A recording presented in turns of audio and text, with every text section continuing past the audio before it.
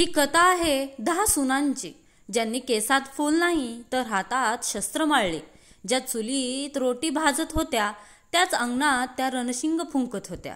या 10 बहादूर स्त्रियांनी सती होणं नाकारलं, पण लढायला मात्र स्वीकारलं.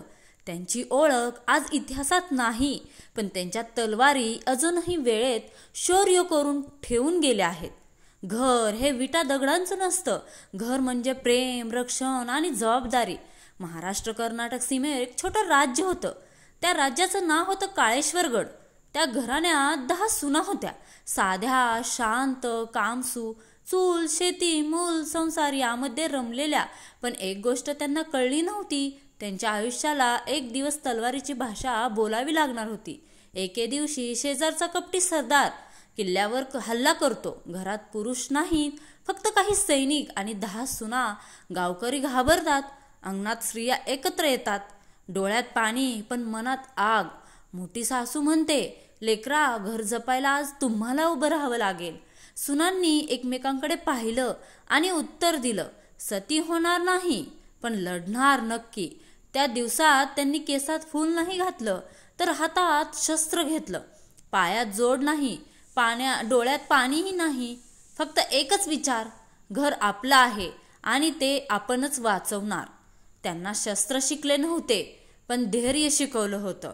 आई होण्यापूर्वीच त्या सुनांनी दगड उचललेले, भाले, बांबू, जळती माती, ते जे मिळेल त्यांनी लढाई केली. शत्रू तलवार घेऊन आला आणि सुनांनी धैर्य घेऊन. त्यांना तलवार येत नव्हती, पण त्याग चांगला येत होता. त्या लढल्या, जखमी झाल्या, पण मागे हटल्या नाहीत. शत्रू पळाला, किल्ला वाचला आणि इतिहासात नोंद झाली. काळेश्वरगड वाचवला पुरुषांनी नाही, 10 सुनांनी. त्या घरात दिवे लावण्यात आले, प्रसाद वाटला आणि आजही त्या सुनांचं नाव घेतलं जातं. पूजेसारखं, अभिमानासारखं. सून तीच खरी जी घरात रोटी बनवते, पण वेळ आली तर घर जपण्यासाठी रणांगणात उतरते. ही कथा कशी वाटली हे कमेंट करून नक्की सांगा.